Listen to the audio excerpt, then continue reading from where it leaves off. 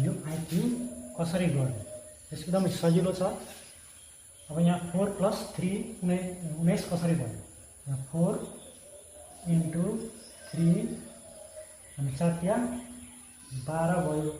4 तिया 12 अनि 4 3 7 4 + 3 7 भयो। यसको कति भयो त? 19 भयो। यहाँ चाहिँ 19 भयो। त्यसरी नै यहाँ के गरेछ भने 5 + 2 17 कसरी भयो? 5 × 10 5 2 7 17 भयो। त्यस्तै 6 चौको 24 अनि 6 4 10 जोड्दा 34 भयो।